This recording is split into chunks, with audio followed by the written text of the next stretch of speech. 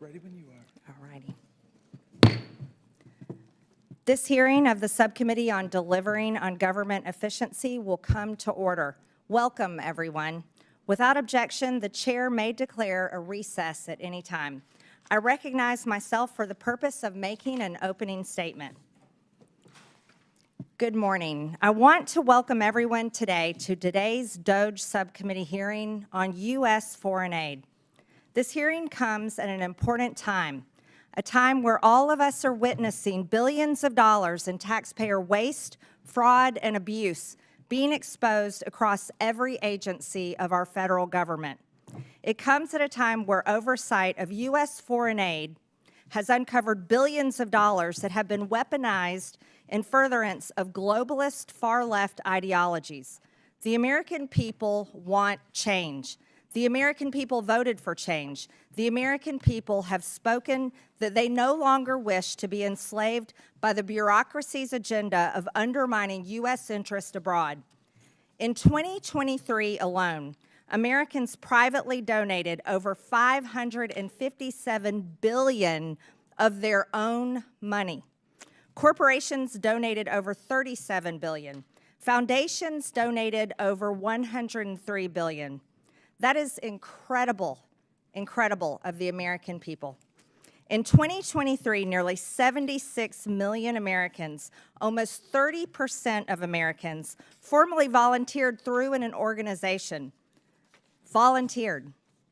The government did not make them do that. They did this on their own. Donating and volunteering time is what supports schools and shelters, hospitals and hotlines, food banks, and more across only our country, not only our country, but across the world. Ask anyone in Western North Carolina. Whether it be individuals, churches, or businesses, the American people are the most generous people in the entire world, and I'm so proud of that. They should be the ones who decide where their money goes. They can choose if they want to donate to a charity, a school, a church, or a nonprofit. They can choose if they want to privately donate to a transgender salon in Mumbai. They can choose if they want to privately donate to the British Broadcasting Corporation. They can choose if they want to privately donate to the Wuhan Institute of Virology through EcoHealth Alliance, or to electric vehicles in Vietnam, or to changing the national census in Bangladesh to be more gender inclusive. That is something they should be able to choose. That is something they should never be forced to do by our government. The Democrat-run USAID should not get to use our federal government, our U.S. taxpayer dollars, as their party piggy bank to push their radical agenda in countries that we have no business giving money to. 96% of all political contributions from USAID employees go to Democrat Party candidates or PACs. That's 96%. Not only is USAID giving $70,000 for a DEI musical in Ireland, or $50,000 for transgender opera in Colombia, or to entrench their left-wing ideology across the globe, USAID has been transformed into an America Last foreign aid slush fund to prop up extremist groups, implement censorship campaigns, and interfere in foreign elections to force regime change around the world. That is the dark truth about USAID. That is the story the American people deserve to know. Not only was USAID never designed to be what it has morphed into, but these things should never have been funded in the first place. In fiscal year 2023, USAID dispersed roughly $44 billion of aid across 160 countries and regions around the world. During the 4 years of the Biden administration, 181 countries received approximately $240 billion in U.S. development aid, with Ukraine being the top recipient. Other top recipients include Ethiopia, Jordan, Israel, and Somalia. So after hundreds of billions of taxpayer dollars have been distributed throughout the world, has the world become safer? No. Has the world become more stable? No. Is the perception of the United States around the globe any better? No. But have some of the most anti-democratic principles like censorship and the canceling of elections been funded through USAID because of opposition to the ruling regimes? Yes. Has money through USAID been funneled to terrorists? Yes. Foreign aid from USAID to the UN, particularly the UN Relief and Works Agency for Palestinian refugees in the Near East, is directly funding Hamas terrorists. Humanitarian relief intended for the Afghan people was diverted to the Taliban. Money intended to support democracy is being used as a slush fund for liberal propaganda supporting terrorist, gender ideology, diversity, equity, and inclusion, climate activism, censorship, and regime change. Do you think this is what the American people think of when they think of foreign aid? Absolutely not. Taxpayer funds have literally been used to undermine U.S. interest and counter American foreign policy goals under the guise of foreign aid. This is unacceptable, and the American people agree. Thankfully, President Trump has taken action to address these issues. The election of President Trump was a clear mandate by the American people that they will no longer tolerate this. He is putting an end to the foreign aid slush fund, ensuring the hard-working American taxpayers' dollars are supporting America First policies and taking care of our own people at home. And we will do the same. With that, I now recognize Ranking Member Stansbury for the purpose of making an opening statement. All right, well, good morning, everyone, and welcome to the Elon Musk Chainsaw Massacre, except for this remake of a classic is terrible because it's hurting real people, and its lead character, Mr. Musk, hasn't shown up in front of this committee or Congress at all. We also, of course, call this the Subcommittee on DOGE, or Project 2025, as we'll see here during the Q&A. So today, in this hearing on foreign aid, which the GOP has called, you're going to hear all kinds of wild conspiracy theories, accusations, and unfounded data. It's designed to confuse and provide cover for Donald Trump and Elon Musk in their reckless gutting of our foreign aid and our reordering under the Trump administration of international affairs. But before we dive into the details, I want to zoom out and provide some critical context here about why this is happening. So first of all, let's talk about what happened over the last 2 weeks as the administration took an abrupt about-face in international relations after 64 years of USAID and supporting our allies in Europe, turning its back on long-standing allies and now suddenly embracing and enabling U.S. foreign adversaries. Let's do a little oversight here. Last week, the administration shocked the world as the vice president took to the global stage and addressed European leaders and informed them that the Trump administration believes that the greatest threat to Europe is not the autocratic leader who invaded our Western ally 3 years ago and committed war crimes and atrocities against the Ukrainian people and threatened Western democracy, but instead the VP said it was, quote, a threat from within. He then snubbed our German allies and in an unprecedented move, tacitly endorsed and then met with a far-right candidate from the German parliament who Elon Musk has spent months backing. This is a party that is so extreme that even conservatives in Germany will not form a government with them. Then, over the weekend, Donald Trump went on a wild rant on social media, embracing Vladimir Putin and repeating Russian propaganda, trying to rewrite history and falsely claim that Ukraine started a war against its own people. Then, on Monday, Trump had the United States of America vote with Russia, North Korea, and China as 4 of the only 8 countries in the world voting in the UN against a resolution supporting Ukraine and affirming Ukraine's sovereignty. When you think about what this means in the context of American history, it's truly astonishing. That same day, which was only 2 days ago, the administration announced that they would proceed with firing another 2,000 USAID workers, even as a court ruled that the administration's dismantling of the aid organization is illegal. And interestingly, one of the main opponents of USAID programs is Donald Trump's buddy, Vladimir Putin. Why?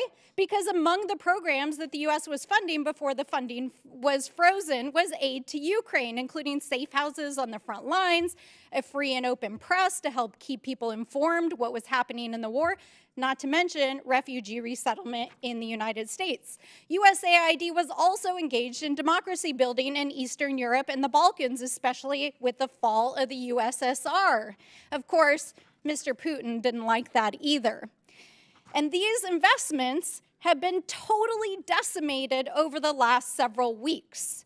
Over the last 5 years, USAID has funded international aid to 212 countries around the world to promote international peace and security, to help maintain stability, and ensure that we are making good on America's promises.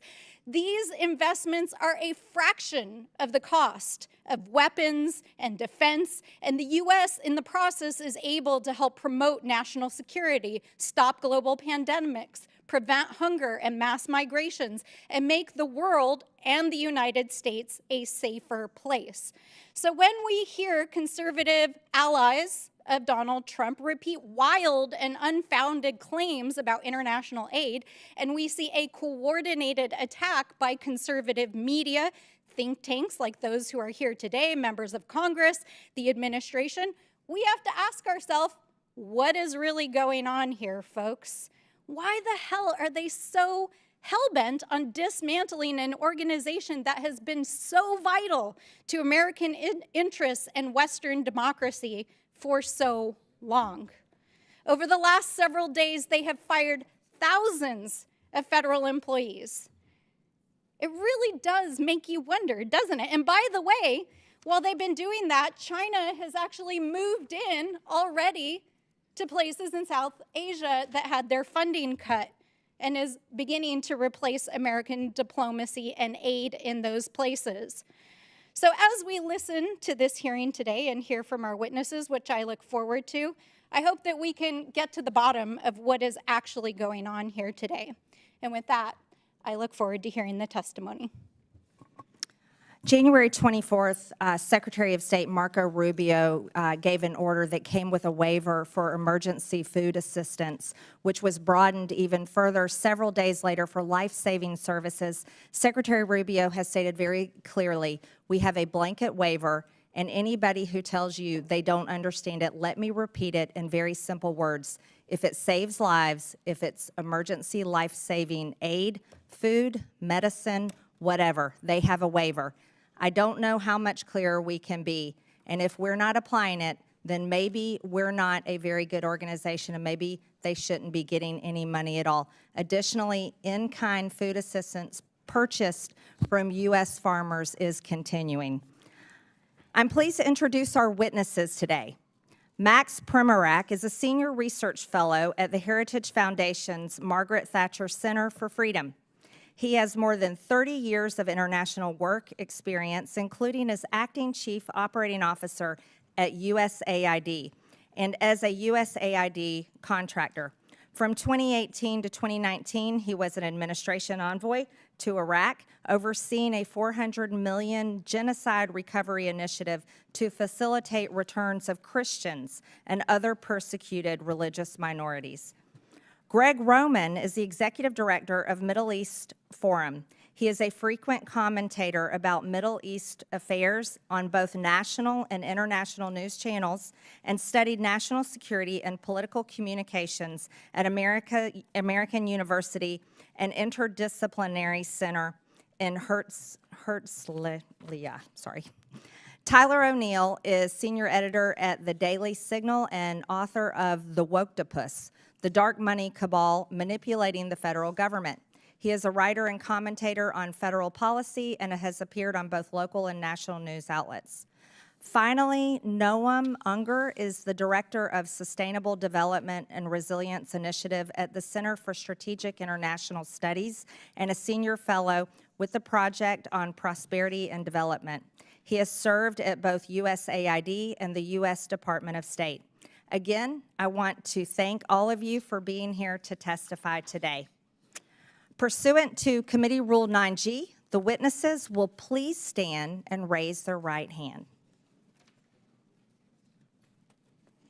Do you solemnly swear or affirm that the testimony that you are about to give is the truth, the whole truth, and nothing but the truth, so help you God? Let the record show that the witnesses answered in the affirmative. Thank you. You may take a seat. We appreciate you being here today and look forward to your testimony. Let me remind the witnesses that we will have read your written statement and it will appear in full in the hearing record. Please limit your oral statement to 5 minutes. As a reminder, please press the button on the microphone in front of you so that it is on and the members can hear you. When you begin to speak, the light in front of you will turn green. After 4 minutes, the light will turn yellow. When the red light comes on, your 5 minutes have expired, and we would ask that you please wrap up. I now recognize Max Primorac for his opening statement. Madam Chairman, thank you for this opportunity to testify before this very important subcommittee. The views I express here today are my own.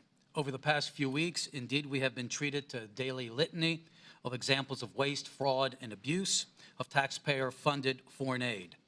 USAID and the State Department used foreign aid as a global platform to push radical and even obscene ideas that have shocked and angered the American people. One cannot help but ask, was there anyone in the room raising their hand to say, this is not a good idea? This might cost us our bipartisan support in Congress. We might lose the trust of the American people. Yes, foreign aid should be a tool to advance our national security interests. In the past, it did. Today, it does not. Frankly, it has been doing harm. While spending more on aid, there is more world poverty and hunger today, more political instability, and developing countries are more beholden to our adversaries. At USAID, I co-chaired an interagency working group that put all aid projects through a counter-China lens. That was dismantled. Instead, the Biden administration wasted billions of dollars on a global green agenda that forced poor countries to rely on China for their energy needs. These countries sought more trade with and investment from the United States to bind our countries closer together. Instead, they got transgender, diversity, and abortion programs that have alienated billions of people. Despite what we hear in the media, there is no linkage between how we do aid and our national security. South Africa has received billions of American aid dollars, yet is China's main Africa partner. South Africa is the S in BRICS. It supports Hamas and Iran and opposes us at every turn at the United Nations. Last summer, Mozambique and Tanzania, other large aid recipients, conducted 2-week military exercises with the People's Liberation Army, expanding Communist China's power projection to the lip of our Atlantic Ocean. 19 of the top 20 USAID recipients are members of China's Belt and Road Initiative. While acting Chief Operating Officer at USAID, I approved strong vetting policies for our humanitarian assistance in countries swarming with terrorists. That too was ignored by the Biden administration. Vast sums of U.S. money have been diverted to fund terrorists in Gaza, Syria, Yemen, and Afghanistan. NGOs have been hit with heavy fines for violating our anti-terrorism financing laws. But closer scrutiny is warranted, for the problem is endemic in the aid culture. Last year, USAID launched its $45 million Global Civil Society program based on the social theories of an Italian Marxist. Literally, we have been funding radical NGOs around the world that oppose capitalism, democracy, NATO, and Christianity. None of this is counter-China. This is counter-America. Again, a resounding yes that foreign aid can be a powerful tool of diplomacy to promote freedom, prosperity, and peace in accordance with our national interest and our values, but not as an instrument of progressive imperialism.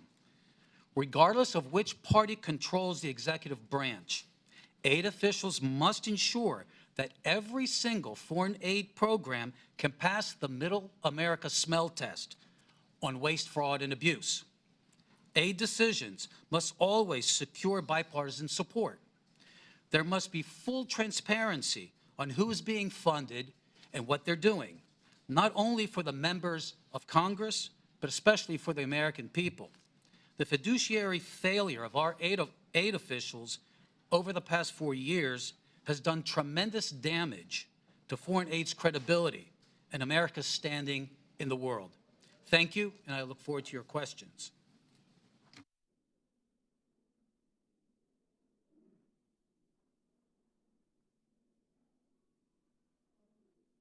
Thank you. I now recognize Gregg Roman for his opening statement. Madam Chairman, Ranking Member, and distinguished members of this committee, thank you for the opportunity to speak today. My name is Gregg Roman, Director of the Middle East Forum, and I'm here because there's a fox loose in the henhouse of our foreign aid system, a system intended to uplift lives abroad that instead has funneled millions of taxpayer dollars to radical and terrorist-linked organizations. If we don't fix these fences now, we risk fueling violence against our allies, our troops, and potentially ourselves. Let me be clear. This is a problem that began under the Obama administration and was exacerbated under the Biden administration. It's a problem that has been brewing across both of these 12 years of governance by a bureaucracy so insulated it can't always tell teachers from terrorists. The result is moral confusion among grant officers who unwittingly, and in some cases, may intentionally bankroll extremist causes. At the Middle East Forum for the last 12 years, we've engaged in oversight over all public spending relating to foreign aid, specifically those relating to Middle East and Islamist causes.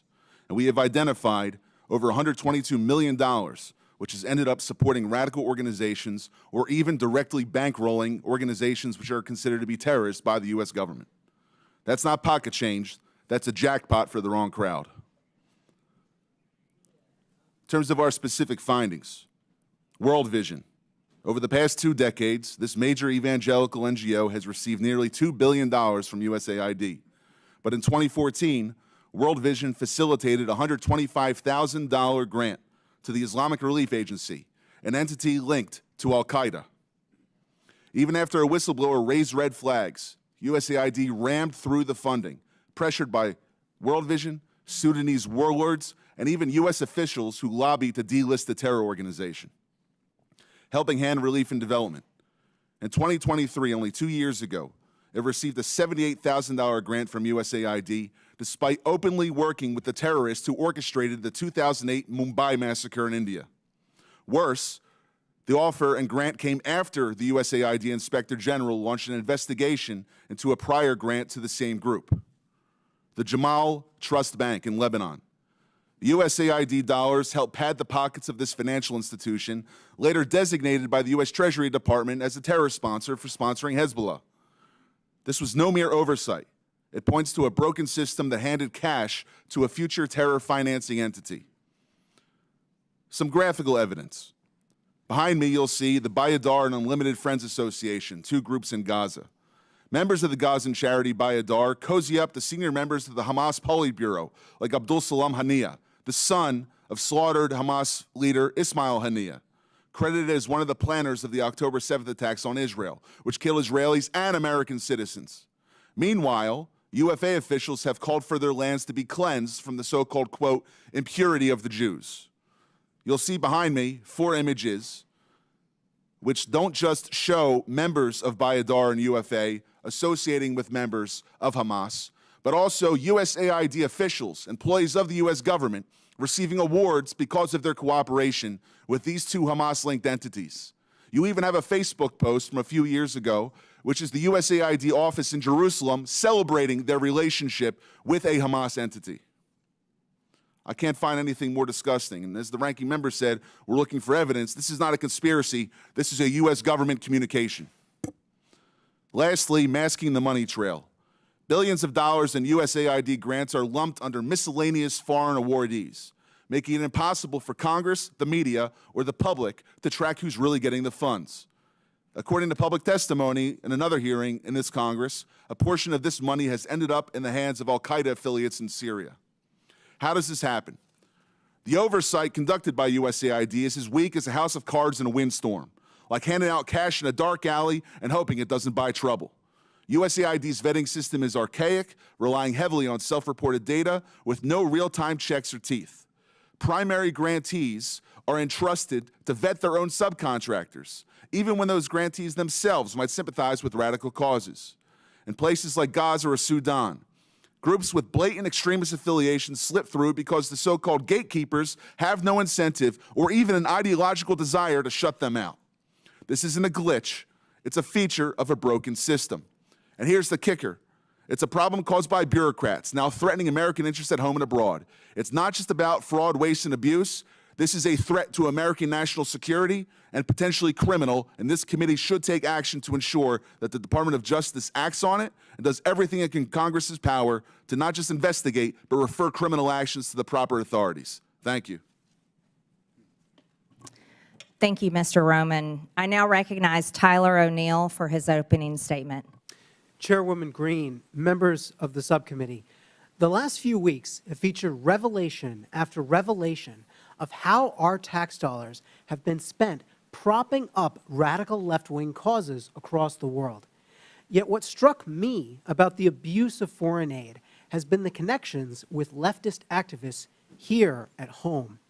As a senior editor at the Daily Signal, I researched the left's dark money network, which propped up the influence campaign I expose in my book, The Woktopus. I found that leftist elites prop up NGOs that staffed and advised the Biden administration, pushing unpopular policies on the American people through the bureaucracy. In my remarks, I will present 3 examples of how the left's dark money network intersects with just one agency focused on foreign aid, the U.S. Agency for International Development. The views I will express in this testimony are my own.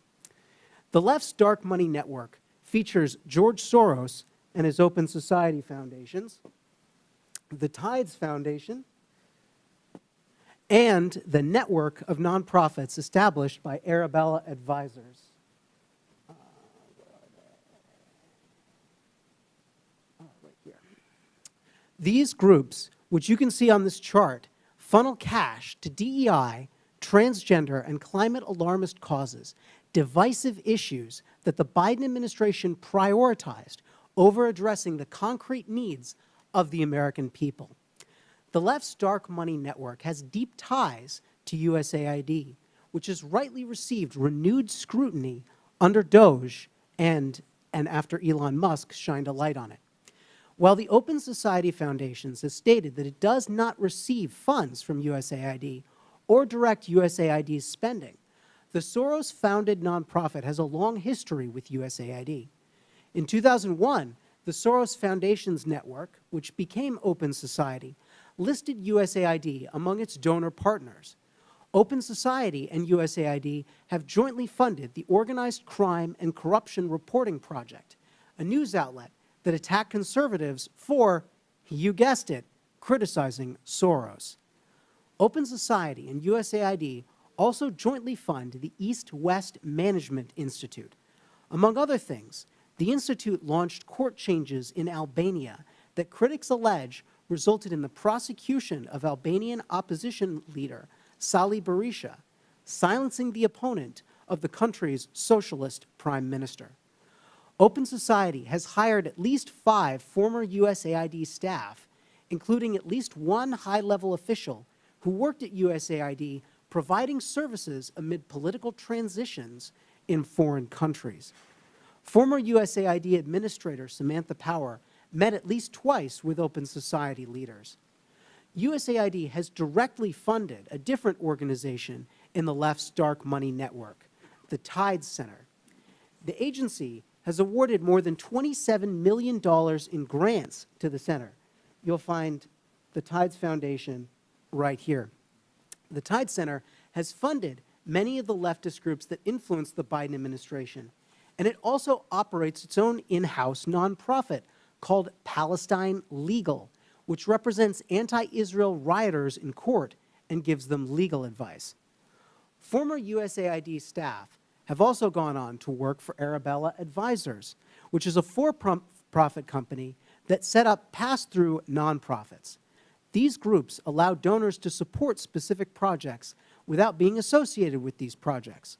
One of the nonprofits, New Venture Fund, set up a secretive group called Governing for Impact. Even though Governing for Impact had existed for barely 2 years and did not appear in a Google search at the time, its leaders met with and advised top staff in the Biden administration, executive-level bureaucrats who oversaw the vast federal bureaucracy. Leaders at the Rockefeller Foundation, another funder in the left's dark money network, previously held roles at USAID, including the former administrator, who now serves as the foundation's president. Other USAID staff have gone on to work at the nonprofits that staffed and advised the Biden administration, including the Center for American Progress, the Human Rights Campaign, and the American Civil Liberties Union. Personnel is policy, and these connections between the left's influence campaign on the Biden administration and USAID reveal how woke elites have captured the enterprise of foreign aid. Thank you. Thank you. I now recognize myself for 5 minutes of questions, and I will inform this committee and the public watching that if, pardon? Oh, sorry. I'm sorry, Mr. Unger.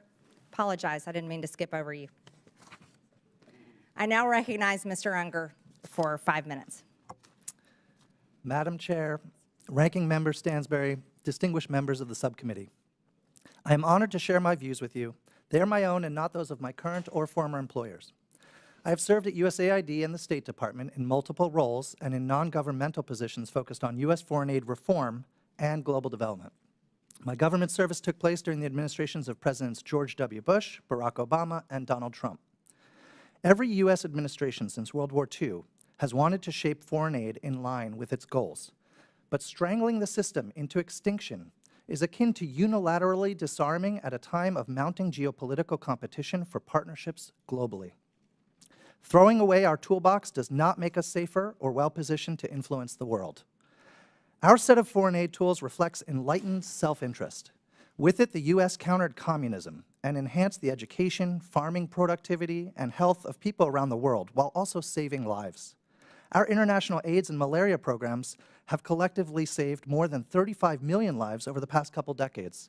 U.S. assistance has also built partnerships and economic growth, so much so that 11 of America's 15 biggest trading partners were former recipients of U.S. foreign assistance.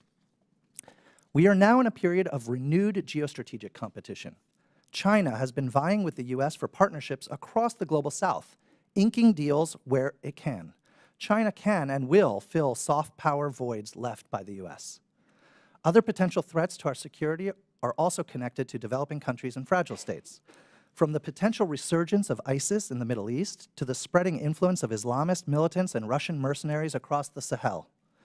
On the eastern edge of Europe, Russian aggression may continue to grow unchecked, and in Colombia, the strife from neighboring Venezuela is spilling over to yield the worst violence in a generation. With that backdrop, the administration has abruptly and collectively disabled U.S. tools of foreign assistance. The White House has said it is cutting programs that do not benefit Americans. But their approach is dismantling many programs that help Americans, thereby cutting off our nose to spite our face. This is evident in many ways. First, the government has purchased more than $2 billion in food aid annually from American farmers, and American farms supply more than 40% of the food aid USAID sends around the world. But with the foreign aid freeze and stop work order, rice, wheat, and soybeans are going to waste in transit and in ports. In Houston alone, hundreds of tons of American-grown wheat have been stranded. The recklessness of the current approach is evident in health efforts, too.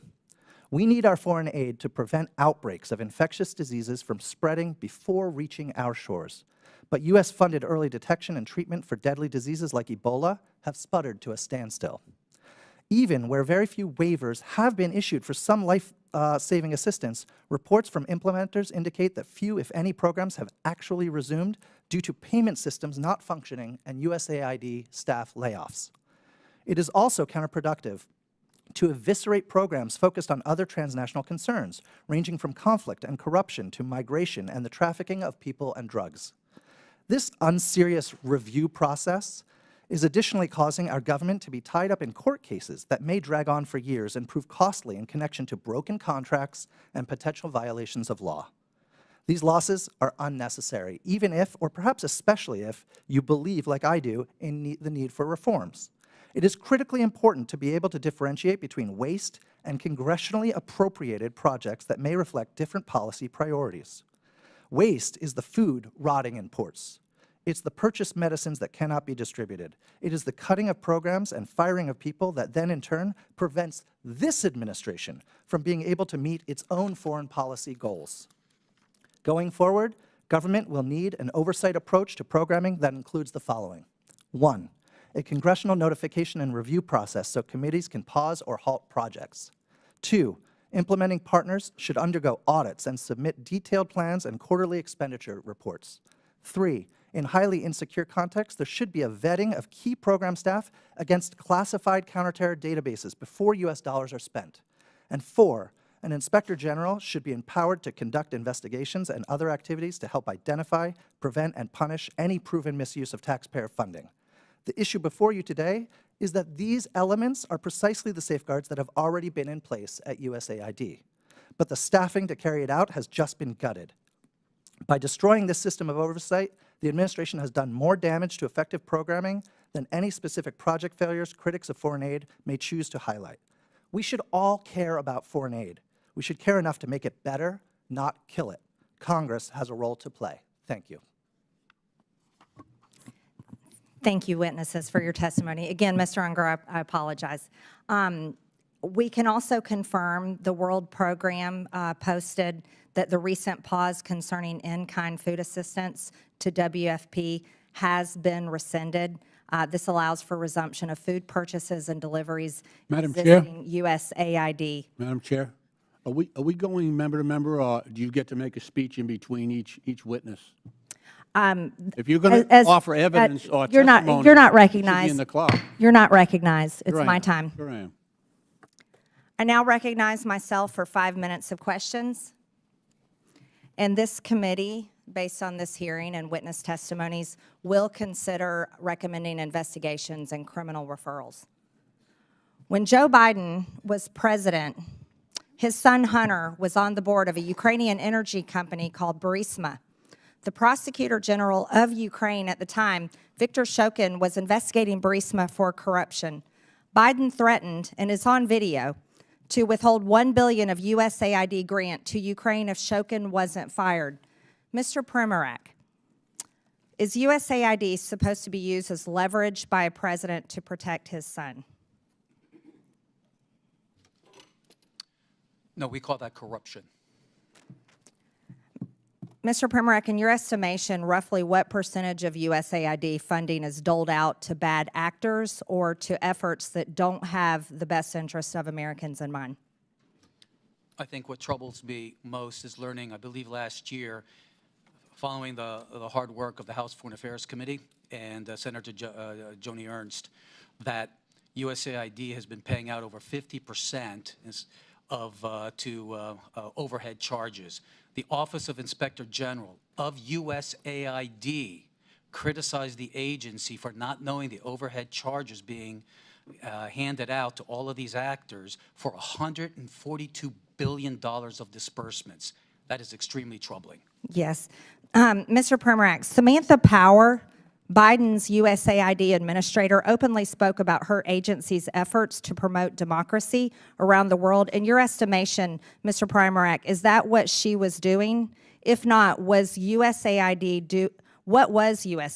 doing during the Biden administration? Let me cite the Holy Father, Pope Francis, who accused USAID and other donors of promoting ideological colonization, pushing a radical ideology onto the developing world that is anti-family and anti-life. It has been asserted that USAID spent tens of millions of American taxpayer dollars to promote propaganda in Brazil in the lead up to the Bolsonaro-Lula election in 2022. It has been claimed that this funding was used to pass censorship laws and silence Bolsonaro's online presence, and even bar him from running for office in the future. Mr. Primorac, can you offer any insight into these allegations, or at least comment on whether the U.S. should play a role in toppling democratic processes around the world? I think what we saw was USAID weaponized by the Biden administration and by Samantha Power to attack any party that was conservative. It just didn't happen in Brazil. It also happened, for instance, in very pro-America, Poland and Hungary as well. One of the most extensive examples of regime change operations fueled by USAID is that of their role in the Syrian civil war aimed at toppling Bashar al-Assad. Reports from DD Geopolitics and other sources estimate that USAID funneled over $15 billion into Syria over a decade, covertly funding opposition groups, mercenaries, and anti-government networks under the cover of humanitarian aid. This included support for militant factions and propaganda efforts, often in collaboration with the National Endowment for Democracy. The operation culminated in Assad's overthrow in 2024 by Western-backed groups, with USAID's financial trails documented in congressional budget reports and criticized by Syrian officials as interference masks as assistance. Mr. Roman, do these kinds of activities carried out by an American agency make Americans safer at home, or do they risk embroiling us in more deadly and costly foreign conflicts? When the agency is doing it according to the way in which represents American national security interests, it's correct. But when it's abused for political purposes, ideological umbrage, and sponsoring Islamism, which is inherently anti-American, it is the worst exhaustion of American taxpayer money that can be thought of, especially when it leads to the loss and danger to American lives. Mm-hmm. In 2014, during the Euromaidan uprising in Ukraine, which led to the ousting of President Viktor Yanukovych, USAID is estimated to have spent billions of dollars on civil society initiatives that were allegedly designed to destabilize the pro-Russian government. USAID specifically funded NGOs and media outlets that amplified the anti-Yanukovych sentiment in an effort to align Ukraine more closely with the West. We also know that 9 out of 10 of Ukraine's major media outlets receive funding from USAID. Mr. Roman, should Americans' tax dollars be funding propaganda? When it's pro-American propaganda, yes. But if it's supporting another regime which is inherently anti-American, no, it should have no involvement with that, which is the pattern we've seen under the Biden and Obama administrations. Thank you. I now recognize the ranking member for 5 minutes. All right. Well, thank you, everyone, and good morning. I appreciate that this committee is going to shed some light on what's going on at USAID, but I do really wish that our friend with his golden chainsaw would drop on by, because you know what, Mr. Musk, we really would like to know what you're up to. And so far, our friends across the aisle have shielded you from appearing in front of Congress. So come on down, bring your chainsaw. We'll be happy to host you.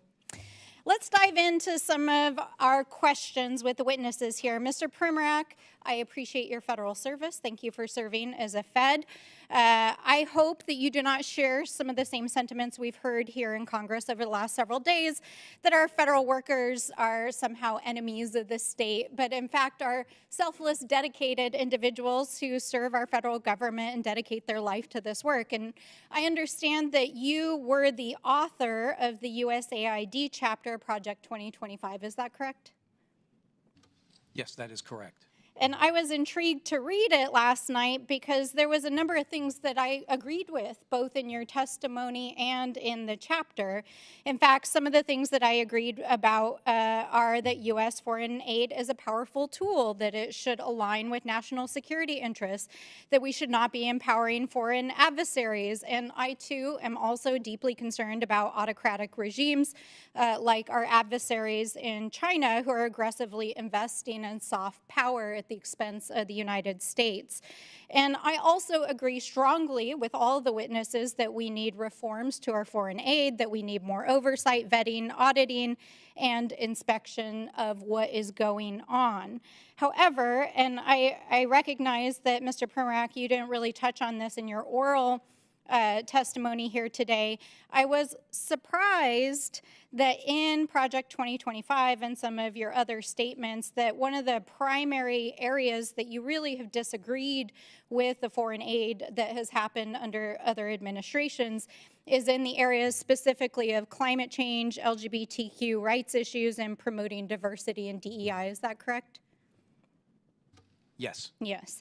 And although you did not testify as much today here about these issues, I want to just make sure you do believe in climate change, correct?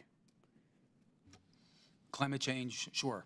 Yes. Climate changes all the time. I'm a big reader of history. Yes. And you can see throughout the millennia there Absolutely. And you understand that right now our allies in the Pacific who are on the front lines in pushing back against Chinese authoritarianism are requesting climate assistance from the United States because they are facing some of the most extreme impacts of climate change, correct?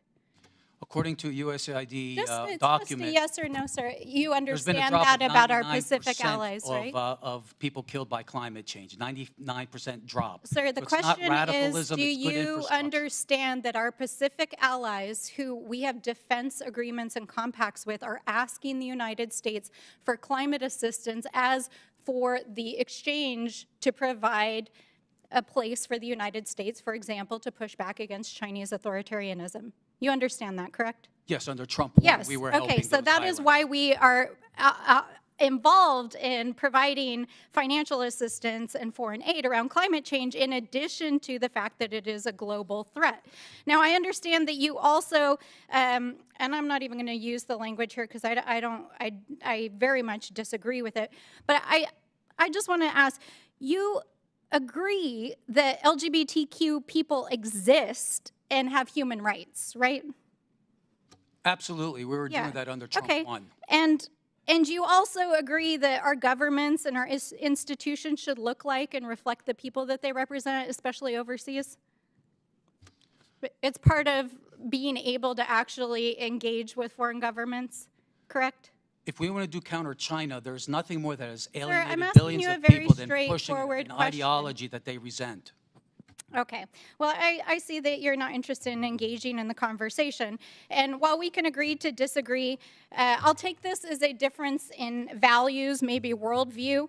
But I just want to point out here that this perfectly aligns with what the Trump administration is doing in trying to gut programs around diversity, equity, inclusion, supporting LGBTQ rights and human rights overseas, and climate change, and helping our allies overseas. And this is not waste, fraud, and abuse. This is a different worldview. You can't just call something waste, fraud, and abuse because you disagree with it. Now, Mr. O'Neill, it's nice to see you here again. Oh, I am out of time, and I will circle back. Thank you. I now recognize the gentleman from Texas, Mr. Cloud, for 5 minutes. Thank you, Chairwoman, and I appreciate you holding this hearing. I appreciate you witnesses for being here. It's been astonishing to watch. We already knew that there was a tremendous amount of waste, fraud, and abuse in our federal government, but to watch over the last few weeks as the extent and egregiousness of it has been revealed. I've said a number of times how aggravating it is that this government is forcing the American people to pay for the demise of their own country. We've seen this a number of times, especially in how foreign aid is treated. And much of this funding, we're realizing now, as Mr. O'Neill has pointed out, we're uncovering is the world's largest money laundering scheme in history.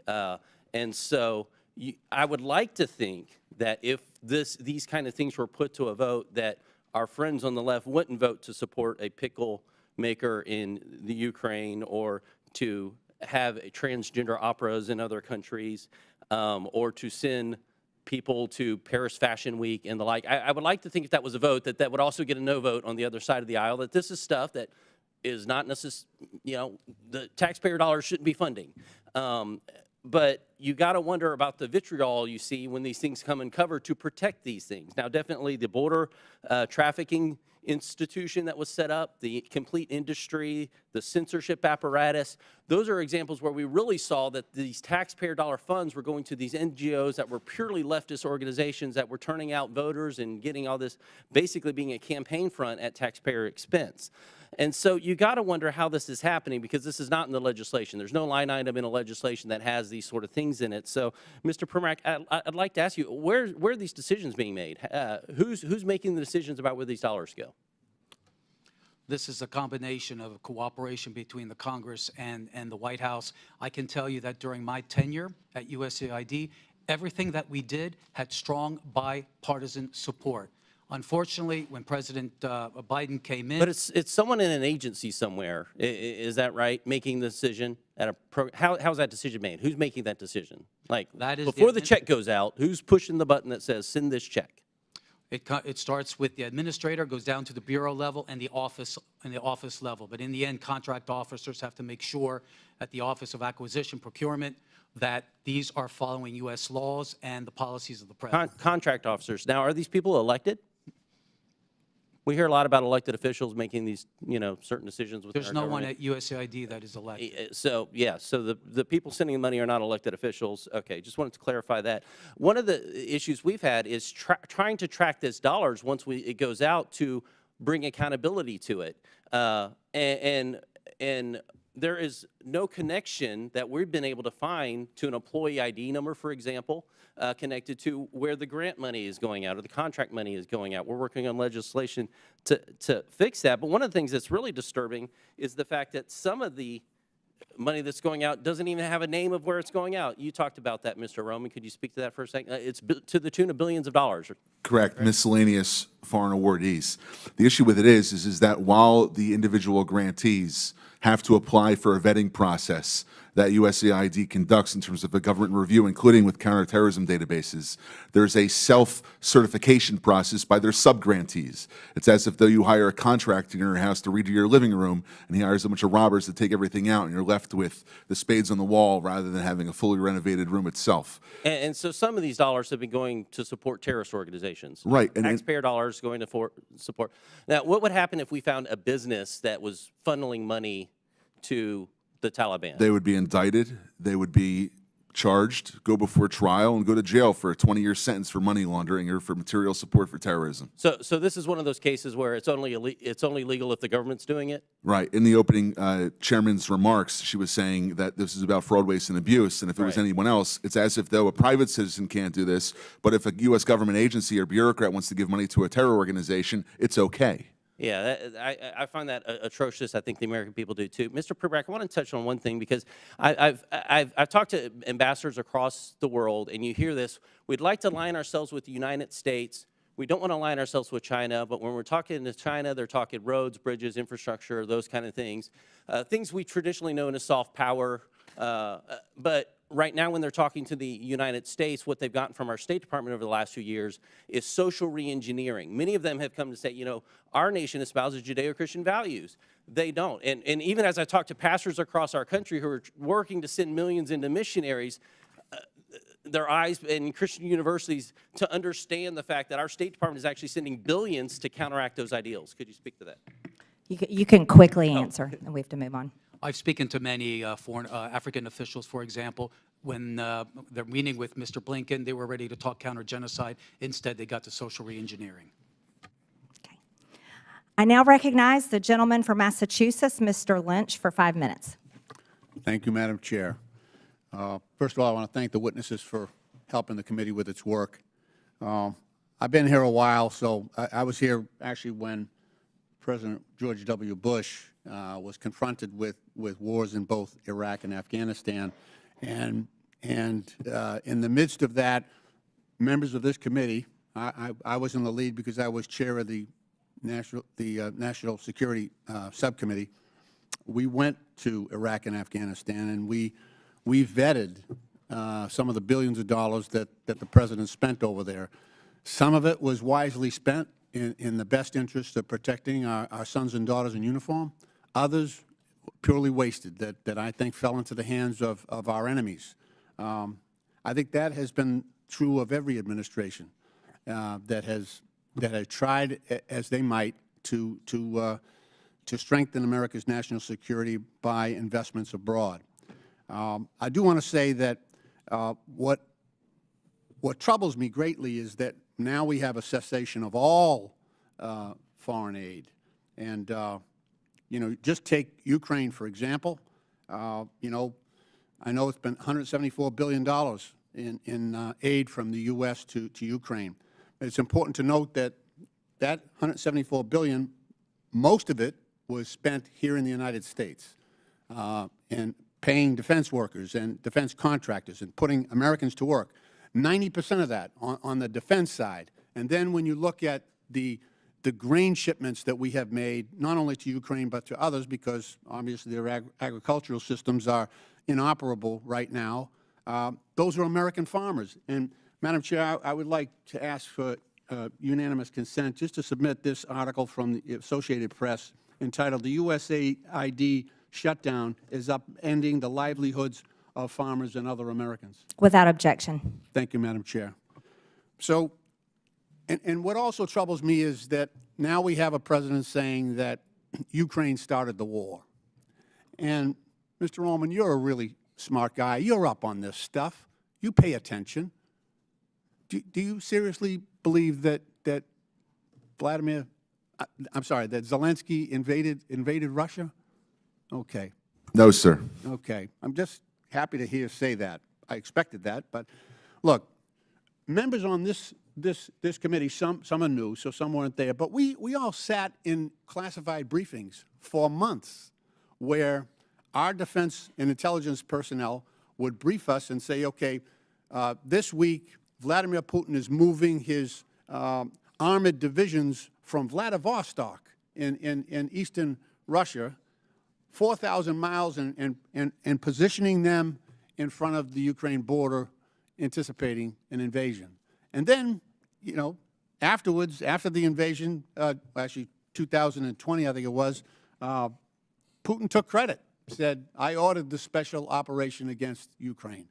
And yet, we have a president saying the opposite. He's saying that Ukraine invaded Russia. They started the war. And it's just, to restate Mr. Primorac's question, was there one Republican in the room that raised their hand and said, no, Mr. President, that is a lie. That is false. I didn't hear anything. Not one of my colleagues corrected the president and stood up to him and said, no, Mr. President. No, Mr. President. It was Russia. It was Russia that started that war. They invaded Ukraine. And it's right for the U.S. to stand with Ukraine and their people. I didn't hear any of that. That's what troubles me. I had instances where I agreed with George W. Bush on some things. And I had plenty that I disagreed with. But, that's Congress's role here. That's our job, to call out the truth to power. And so this idea that all foreign aid should be suspended is an attack on common sense. It's an attack on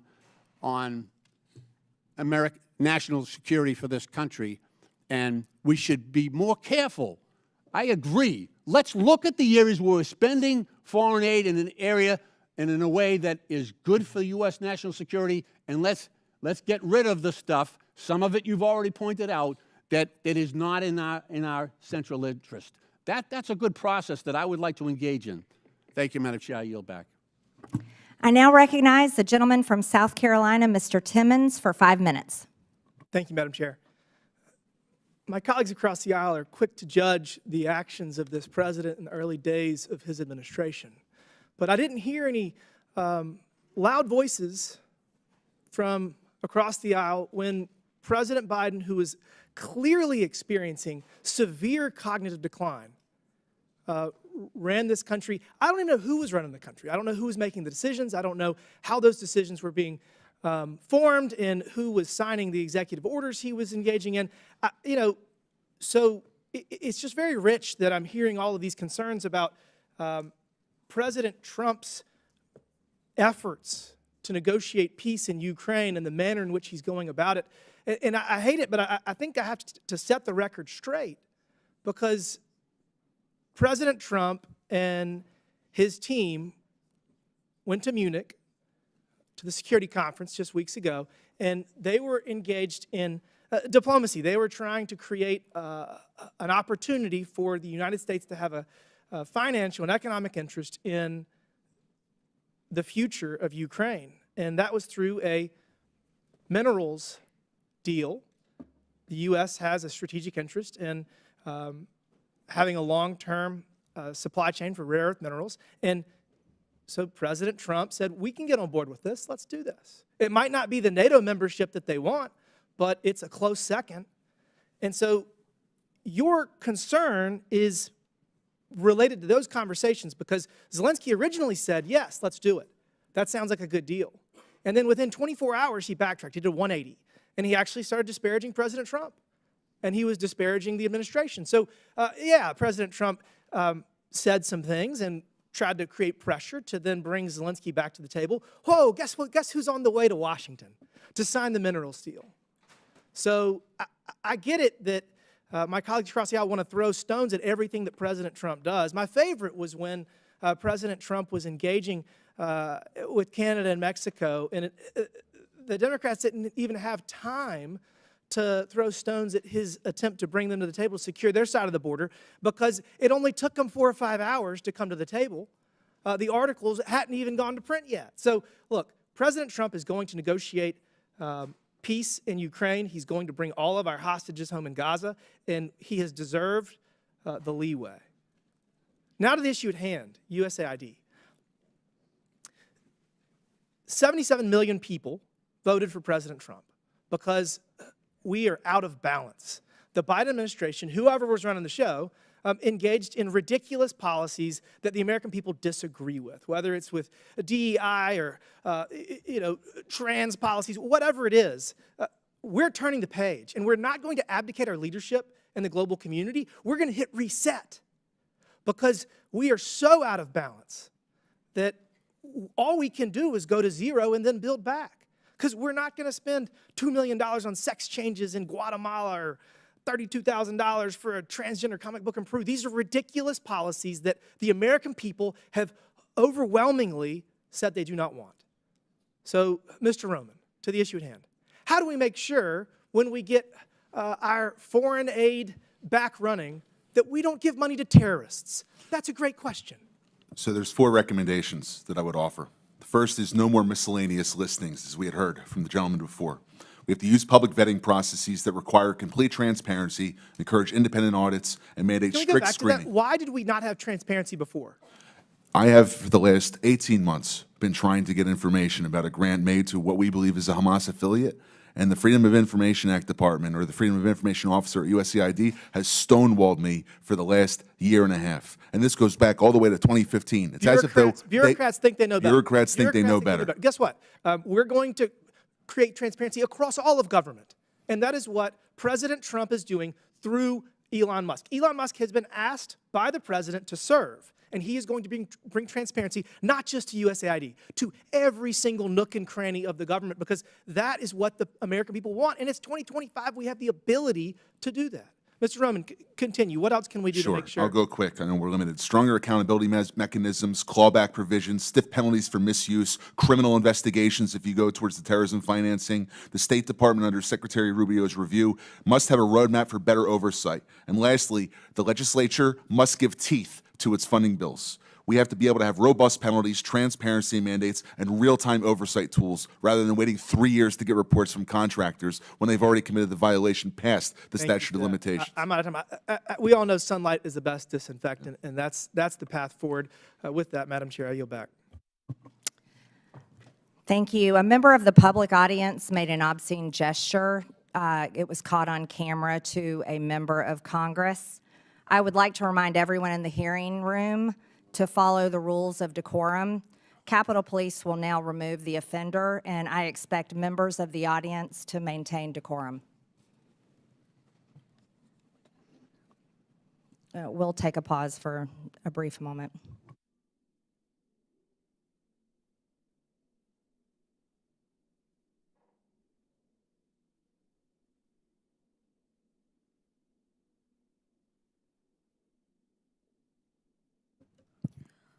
Point of order or a point of clarification, Madam Chair. Okay. Well, never mind.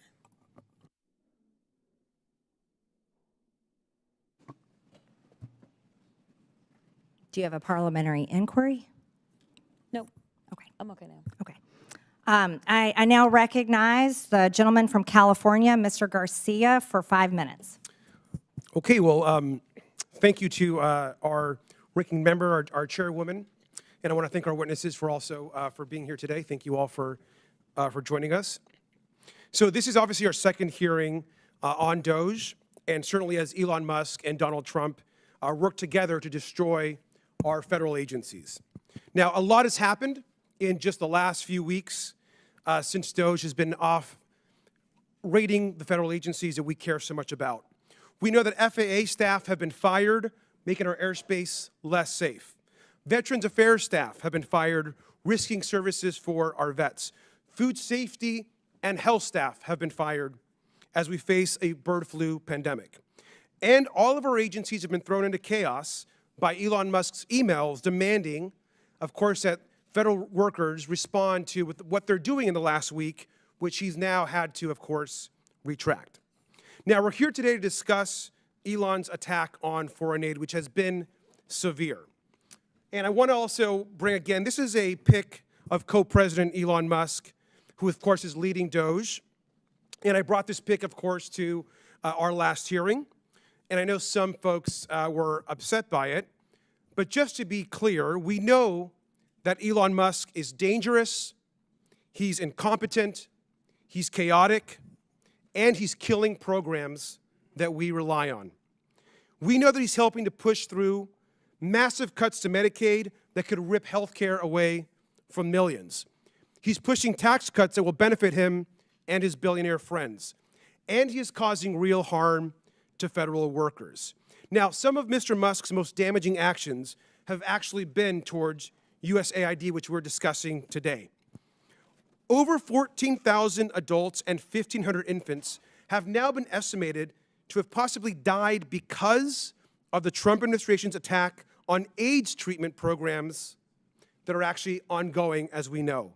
They're hurting real people and damaging our national security. Now, if you look at this chart, and you look at all spending in the government, and you want to look at foreign aid, of course, of which USAID is a part of, it's less than 1% of our total budget. USAID spends around $40 billion per year. Around $40 billion per year of this entire federal budget. Meanwhile, other parts of the budget, including, for example, the Defense Department, spend almost 16% of all federal spending in fiscal year 2025. In fact, about half of other discretionary spending in this chart. Now, the Department of Defense is the only agency to never pass an audit. USAID actually passes audits all the time. And yet we're attacking the one agency that actually is able to pass an audit while we leave untouched the agency, of course, that can't even pass an audit. Last year, the Department of Defense failed to account for 63% of its assets. Trillions of dollars worth of equipment haven't been properly documented. And it's not just their failure to pass an audit. I want to just quickly ask about some key programs that are over budget and behind schedule. This, of course, we know here is the F-35 fighter jet, which will cost us $2 trillion over the course of its life cycle. These planes are often delivered late, they often cannot fly, and right now we know that the F-35 is $183 billion over budget. Mr. Unger, which is more, the $183 billion cost overrun of the F-35 or the entire USAID budget? The former that you mentioned, sir. And this is the Littoral Combat Ship. The Navy, by the way, thinks this is basically useless in actual combat. could have a lifetime cost of over $100 billion, according to ProPublica. Mr. Unger, that's also way more than the entire USAID budget. Is that right? Yes, way more. Thank you. And I also want to just ask you about the Central Intercontinental Ballistic Missile Program, which has seen its costs soar over 81% during its program cycle. It costs $141 billion with cost overruns and soaring program cost. Mr. Unger, you know what I'm going to ask you, but is $141 billion more than the entire USAID budget? Absolutely. Mr. Unger, Elon Musk and his companies have received about almost $40 billion in government contracts, loans, subsidies, and tax credits. That amount, that roughly $40 billion, is basically enough to run USAID for an entire year. Is that correct, Mr. Unger? That is correct for USAID's budget and the programs that it manages. The majority isn't talking about Elon Musk programs or asking them here to testify.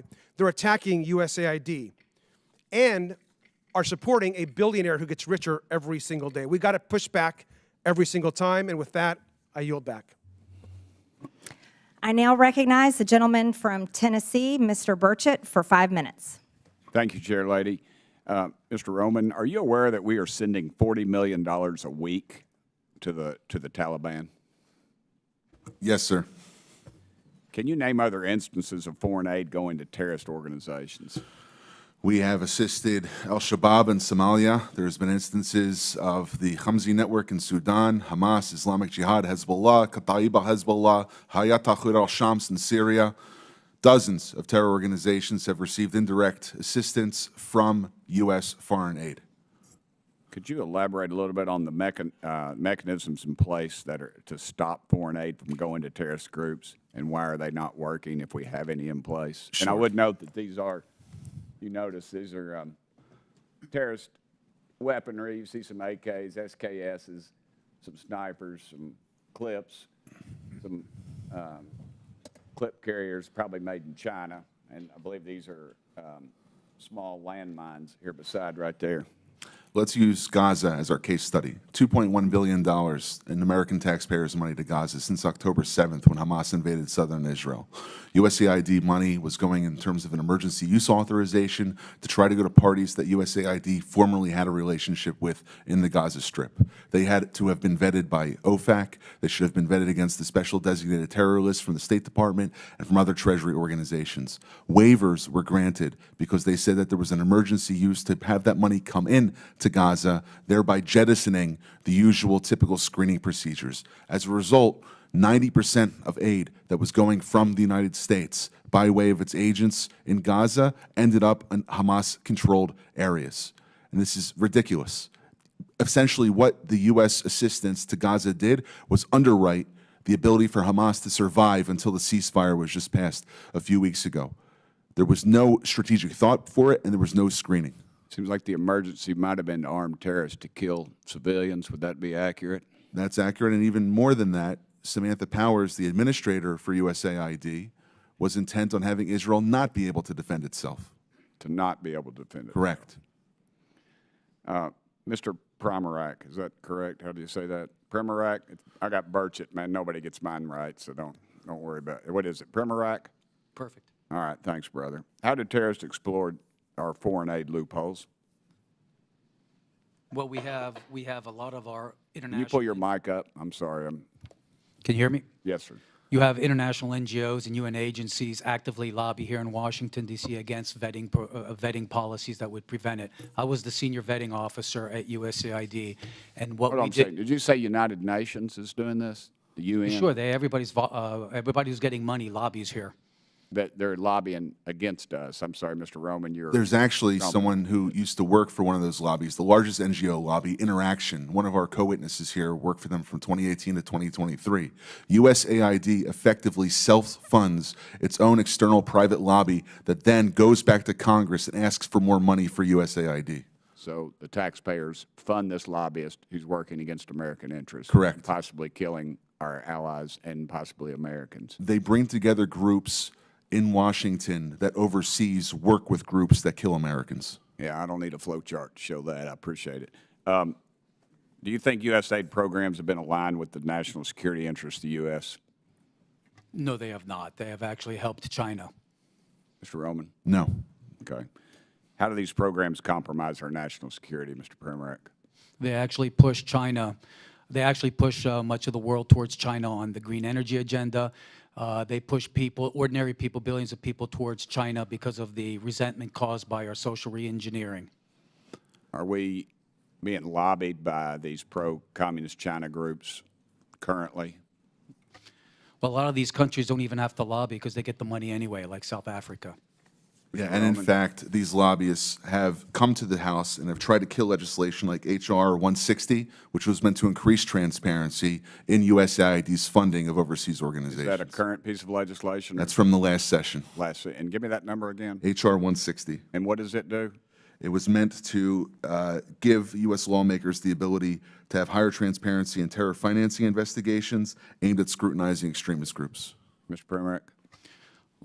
We had a regulation before we left in the last administration that anybody who touches money in countries where there's terrorists, those names have to go through databases, terrorist databases. That was overturned by Biden. Overturned by Biden. Chair Lady, I am currently 5 seconds, but I wanted to mention something. There's a lot of rhetoric used on this committee, and I would urge my friends on both sides of the aisle, let's stick to the actual information. This rhetoric is, I've received death threats, and I know the Chair Lady has, and it needs to stop. We need to tone it down. Thank you, Chair Lady, and thank you. Thank you, Mr. Burchett. Madam Chairwoman, I'd like to ask for unanimous consent to enter a few items into the record relating to the waivers that have been provided by the Secretary. And because Mr. Burchett just went now, there is some reporting, and perhaps he's in the room if he'd like to respond, Madam Chair. In this reporting, it says that Representative Burchett told a reporter that he has a real problem with a report that 2 DOGE employees blocked PEPFAR funding that should have been granted a waiver by the Secretary, and said that if it was a mistake, they should have been fired. We also have numerous reports here that these waivers may exist, but they are not being enforced, and there are thousands of federal aid workers across the world right now that are stranded, as well as international aid that is sitting in ports and docks. If you have the documentation without objection. I'm not sure if my name was besmirched. If I'm allowed to respond or not? It's fine either way. No, it's just a report. I'm not. Okay, but anybody that works for the president that goes against what he says, he has a right to fire them. So, thank you. Absolutely. I now recognize the gentleman from Texas, Mr. Kassar, for 5 minutes. I'm going to do something that I've never done in a congressional hearing before, and that is plead for help from the American people, plead for help from my Republican colleagues on something that we actually all agree on, because lives are at stake right now. I'm going to start by describing the facts on the ground.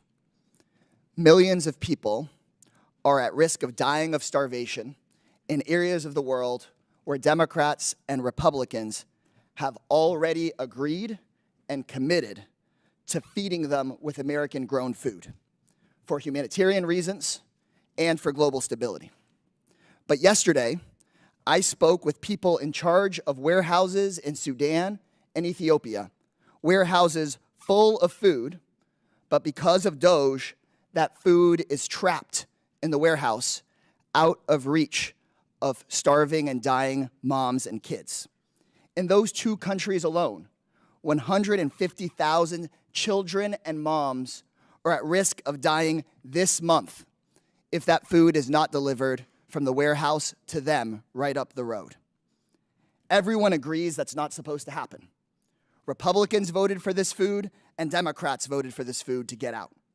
Secretary of State Marco Rubio says the food should go out as part of his life-saving waiver.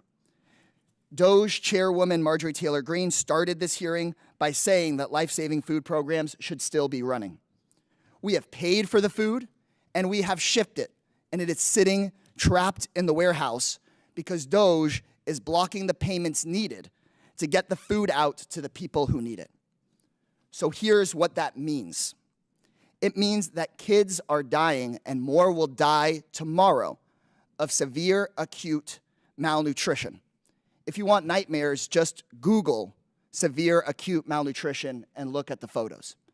The way that healthcare workers determine if a kid is dying of this is they measure their bicep. And if their bicep is less than 4.5 inches around, then that means you could die of starvation tomorrow. Think of a kid's arm fitting through this hole. Think of your kid's arm fitting through this hole. These kids could die tomorrow. You've heard today about the waiver for life-saving humanitarian assistance, and all I'm asking is for Rubio's waiver to be made real. People watching at home, you can do something about this. I know many of these hearings are live on Fox News. I'm a Democrat. For many of the people watching, you may not agree with me on many issues, but I think we can all agree that this food needs to get out of the warehouse and to these kids. I've gotten phone calls from conservative friends, people of faith that moved to Africa to live out their faith of I was naked and you clothed me, I was hungry and you fed me, and they agree that this food should be given out. So call your Republican congressperson, call the White House, tell them you know they didn't mean to do this, but that this food needs to go out tomorrow. If you're in the press, cover this story. Ask questions about Ethiopia. Ask questions about Sudan. Tell the world about this. And to my Republican colleagues, DOJ is not going to listen to me, but you can fix this. Pick up the phone, make a phone call. Y'all could save lives today. Send an email. Please, put politics aside, get the food out of the warehouse, save these kids' lives. You can save these kids' lives. With that, I yield back. The gentleman yields without objection, and I'm entering for the record a post from the World Food Program that states we can confirm that the recent pause concerning in-kind food assistance to WFP purchased from U.S. farmers with Title II funds has been rescinded. This allows for the resumption of food purchases and deliveries under existing USAID agreements. It also enables WFP to continue working with our NGO partners who play a vital role in distributing emergency food assistance to people affected by war, floods, droughts, and other disasters around the world. WFP continues to work closely with the U.S. counterparts and all our donors to ensure consistent, uninterrupted emergency food assistance to hunger hotspots that span Sudan, South Sudan, Gaza, Haiti, and other crisis areas. I now recognize the gentleman, where's my list? Now recognize the gentleman from Missouri, Mr. Burleson, for 5 minutes. Thank you, Madam Chairwoman, and good morning to our witnesses. I want to talk a little bit about the difference between real charity and fake charity or phony charity. Real charity is an individual seeing a need, feeling the love in their heart, the compassion for their fellow man, digging money out of their own pocket and giving it to the people in need. Government charity, fake charity, is taking from somebody else and giving it to whoever you think that you want to give it to. Let's call this USAID program for what it actually is. It is a disgraceful betrayal of the American taxpayer. It's all under the guise of being charity, but for years, the Democrats have turned USAID into their personal slush fund, funneling billions of our hard-earned tax dollars into a cesspool of left-wing propaganda, all masquerading under the guise of charitable aid. And what did we get for it? Not stronger allies, not safer borders, and hardly a dime's worth for the American interest. No, we got absurdity for it. Taxpayer cash bankrolling climate activism, DEI, that are frequently at odds with the values and the needs of the countries that we're supposedly aiding. This isn't aid. It's a shakedown of our taxpayers, courtesy of the left-wing bureaucracy working with dark money networks that Mr. O'Neill described so eloquently earlier. Now, I have a question for Mr. Roman. As DOJ has recently brought to the forefront, USAID has often used American tax dollars to push leftist ideology abroad. One of these areas is exporting radical renewable energy agenda, which I believe is not only not in the best interest of the U.S., but it's also detrimental to the very countries that the aid is supposed to be helping, subsidized by anti-competitive energy policy. Can you touch on the impact that this policy has? Without being a meteorologist or climatologist or geologist, I can't necessarily speak about energy, but I can speak more largely about the sponsorship of agendas which are anathema to American interests abroad. Specifically in the report that we published about 3 weeks ago, we were finding that there were special interests who would come to USAID contract officers, they would make recommendations, and it was basically the granting like a political commissar in the Soviet Union would do to his favorite unit, rather than looking at what was actually good for the United States. Thank you. Mr. Primorac, it was once quoted by Samantha Power. She declared that USAID is a climate agency. And so DOGE recently canceled 10 climate and clean energy programs, including a nearly $85 million award aimed at increasing clean energy in Africa. Also, a $18.7 million program for electric vehicles to be adopted in Nepal. My question to you is USAID a climate agency? They wasted a lot of money on it. I can't think of any other agenda that has caused as much poverty and hunger as the climate agenda. For example, the higher energy costs hits the poor the hardest. For poor farmers in Africa that have to rely on natural gas-based fertilizers, it became too expensive, so crop yields just plummeted. And these countries at the same time were prevented from developing their own fossil fuel industries in which they could generate the income to finance their own social services. Thank you. And my last question has to do with the promotion of values outside of the values of the United States and Western culture.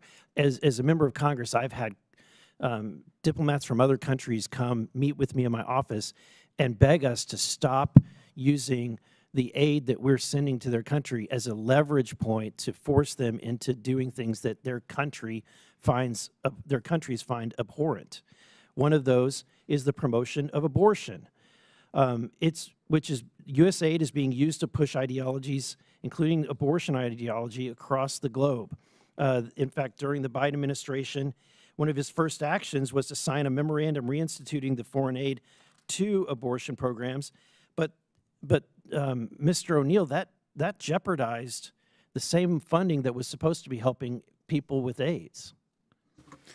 Yeah, we've seen throughout the Biden administration the impact of these far-left organizations propped up by the left's dark money network, pushing a host of causes, particularly on abortion. I have a big chapter talking about the prosecution of pro-life protesters. Thank you. I yield back. I now recognize the gentlelady from Texas, Ms. Crockett, for 5 minutes. Thank you, Madam Chair. I just want to see if we can level set, because I don't know if people truly understand the point of USAID. First of all, can I just ask you really quickly, each of you, yes or no? Do you believe that soft power matters? Yes or no, Mr. Unger? Yes. Yes. Yes. Absolutely. Okay, so for the American people, because I don't know that there's been a conversation about soft power, but soft power is basically our way of building diplomacy around the world. And so how we build that diplomacy probably looks different in every different administration. But the issue that I have right now is that some would argue that we've taken a butcher knife where we need a scalpel, or others would just say that we are throwing out the baby with the bathwater.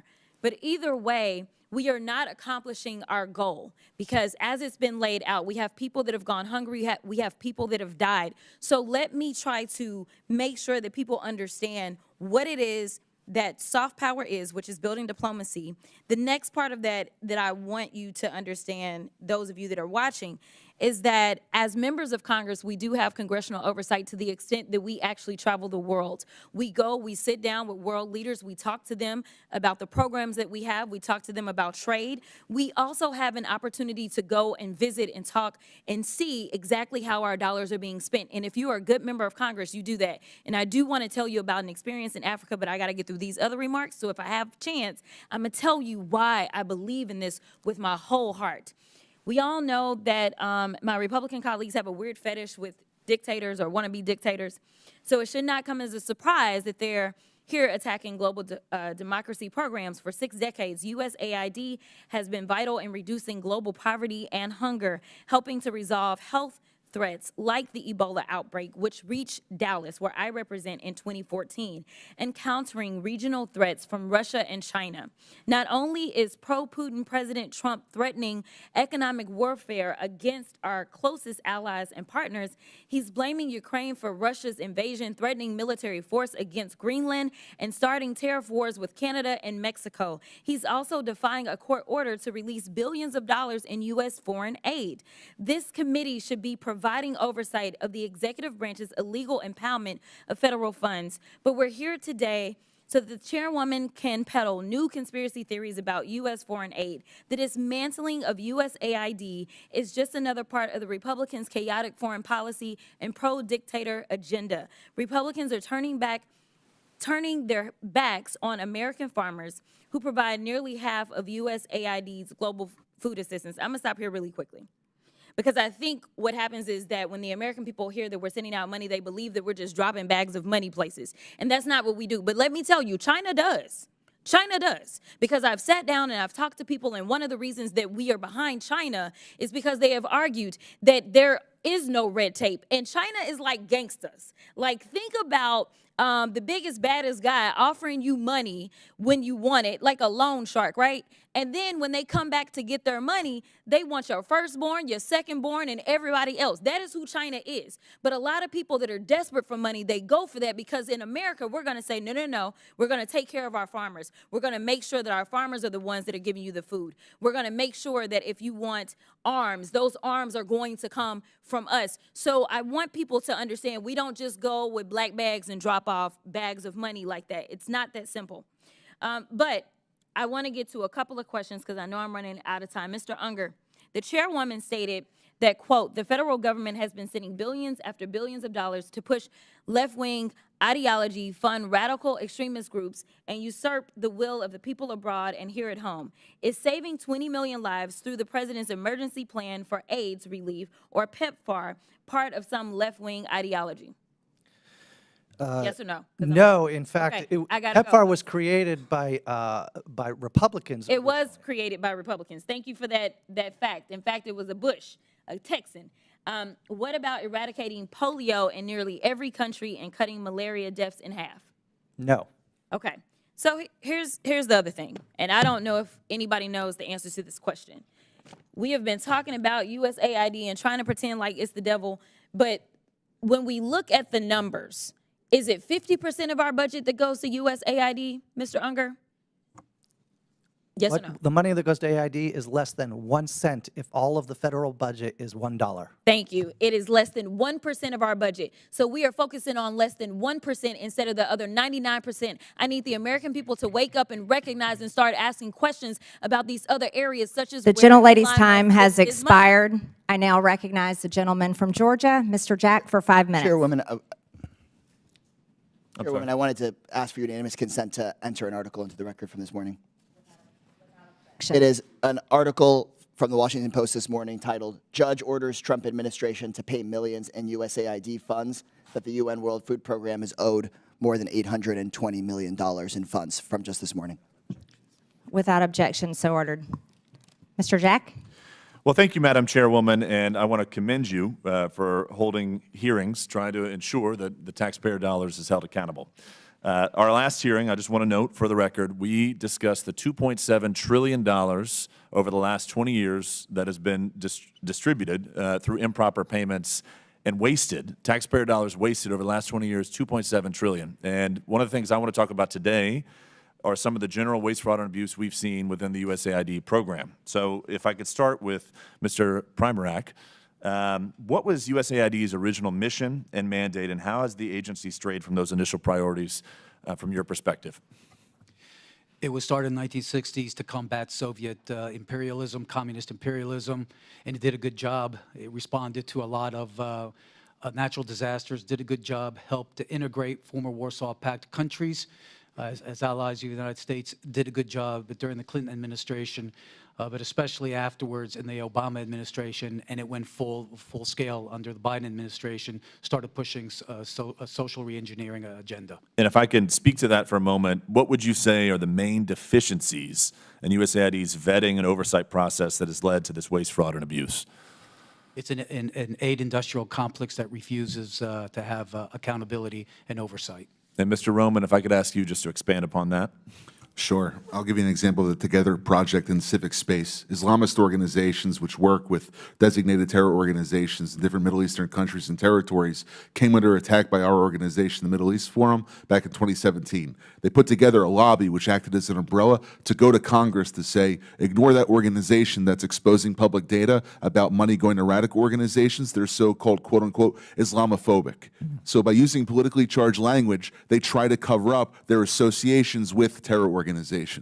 Then they went back to USAID, said, look, Congress is going to fund us now because we lobbied for successful bills, and they got more money. And what steps would you say, Mr. Roman, are needed to be taken to ensure grant recipients follow the rules and cooperate with the policies in place? I think there's a gap in vetting and enforcement, allowing funds to move both directly and indirectly to extremist-linked groups.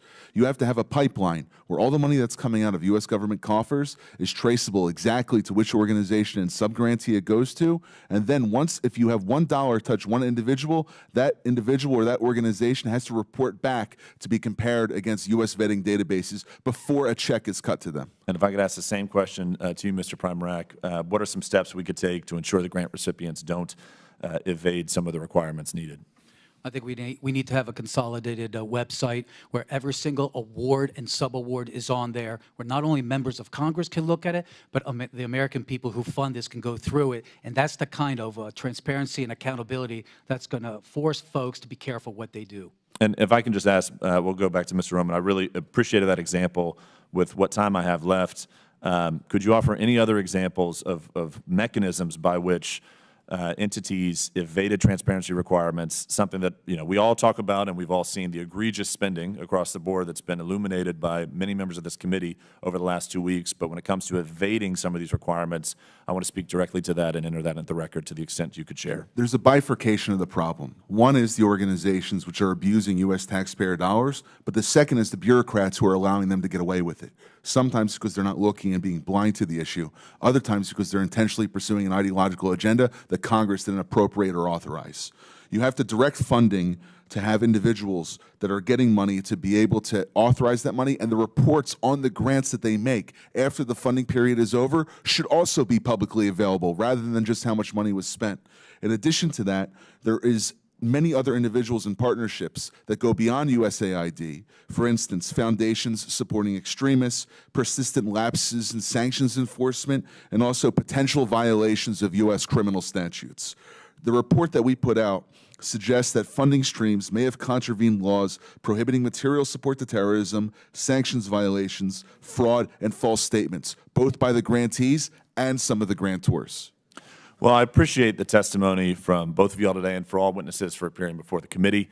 Ultimately, I think what the chairwoman's been trying to do through these hearings is try to ensure that American taxpayer dollars are protected and used to the betterment of American citizens and our interests here in our country, and they're not wasted. And if I could just spend, Madam Chairwoman, the last 20 seconds of my my questioning today noting that we in our committee should have a decorum. And the other side, after our last committee hearing, which should have been a bipartisan issue, talking about waste, fraud, and abuse within government programs going out the door, shortly after that hearing, one of our committee members called for real weapons to be brought to this political debate. And I think that's atrocious. I think that's egregious. And I would just like to note, I will reclaim my time, but I'd just like to note, Madam Chairwoman, that I think you're not recognized, Ms. Stansbury. You're not recognized. Out of time, and you're spreading lies. You're not recognized, Ms. Stansbury. so. I will just close by saying we should have more decorum in this and expect it, especially from the American taxpayers who are paying our salaries to be here. Thank you. Thank you. And I do want to agree with that. There was a member of this committee that went on CNN and said it's time for actual weapons to be used. That is documented. It's on video, and we will not tolerate that type of language and calls for violence on this committee. I now recognize the gentleman from Texas, Mr. Gill, for 5 minutes. Thank you, Madam Chairwoman, and thank you so much for holding this hearing today.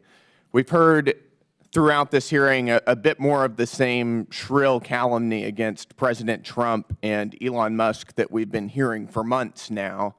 But I am happy that a few of our colleagues did concede that we need more oversight and auditing of our foreign aid.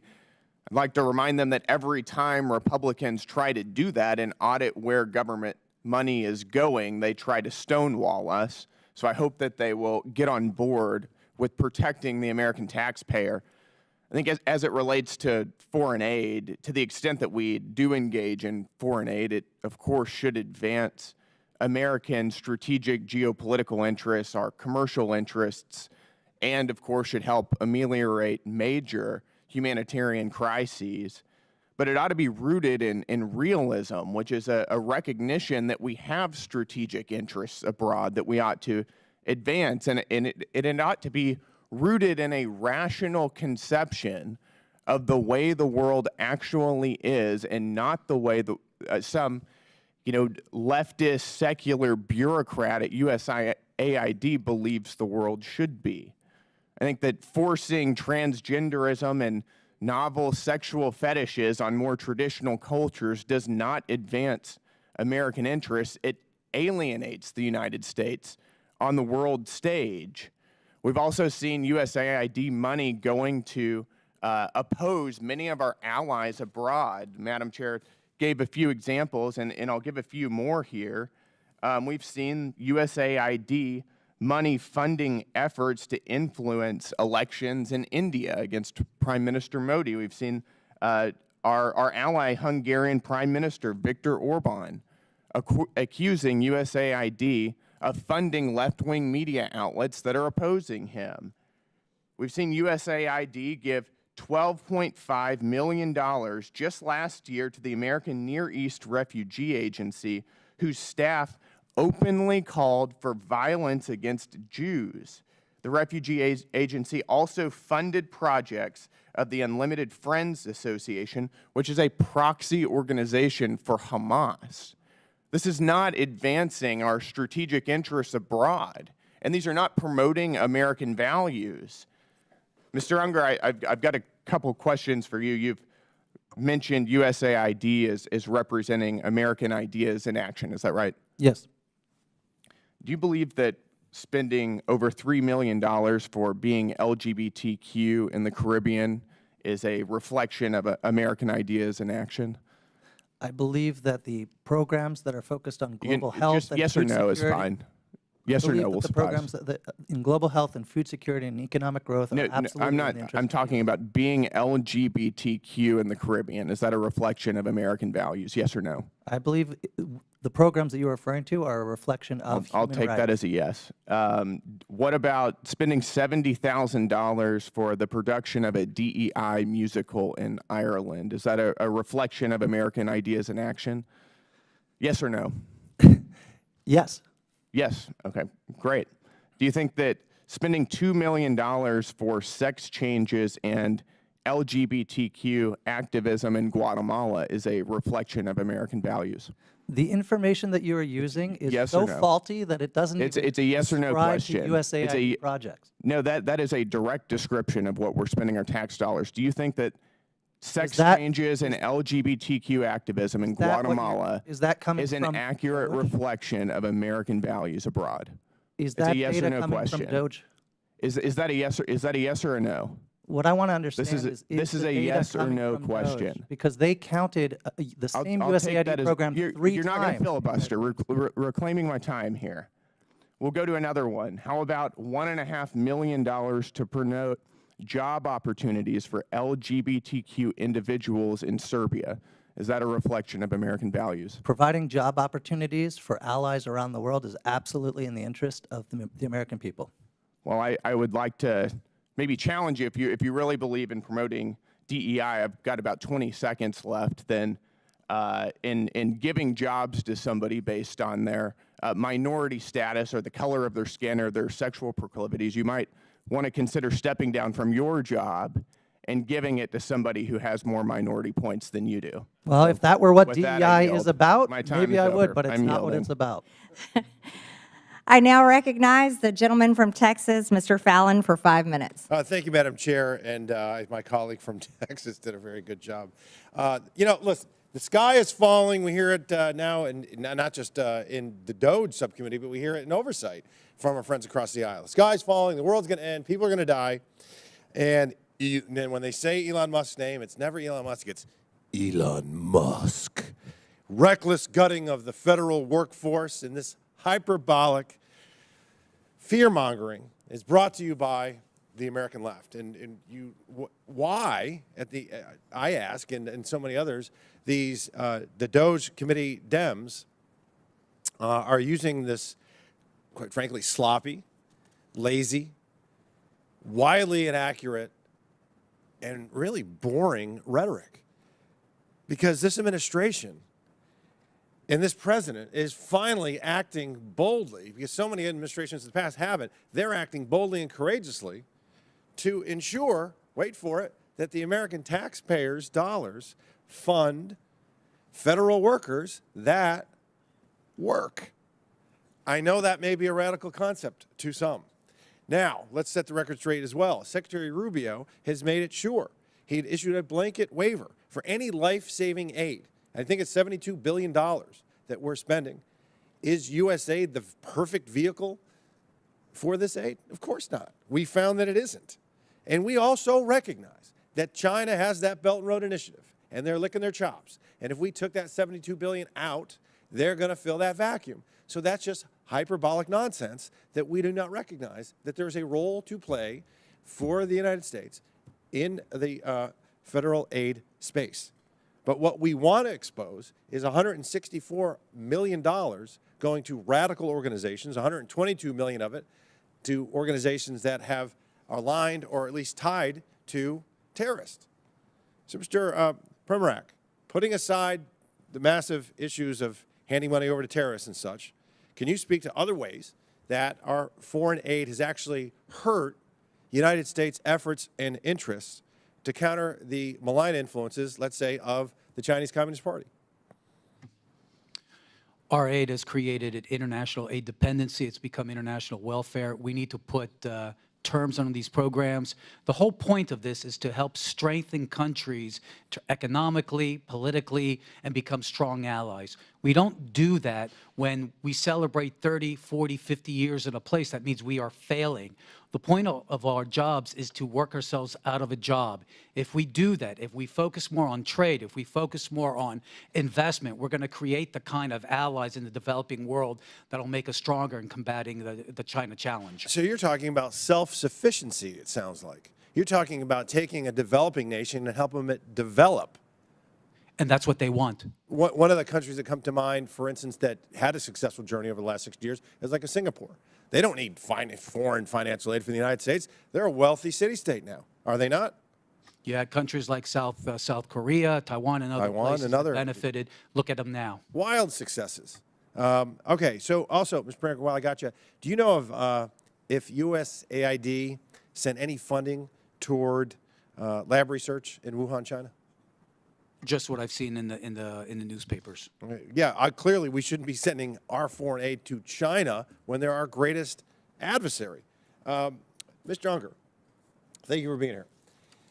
Just to follow up on some of the things that Mr. Gill was asking you, $2 million, and this is a source. This is from the Federal Award Identification Numbers, so this clearly happened on the USspending.gov website. $2 million to, quote, activity to strengthen trans-led organizations to deliver transgender surgeries. Do you think that's a good use of taxpayer money? I defer to Congress, sir. If Congress appropriated the money and was not what I asked. notified about the program, Mr. then Unger, I do you believe think it's in the interest of the American people. Do you think it's a good people. use of taxpayer money? I believe it's a good use of taxpayer money for Congress That is to very appropriate telling. funds. Thank you. I yield back to the chair. Thank you. Thank you.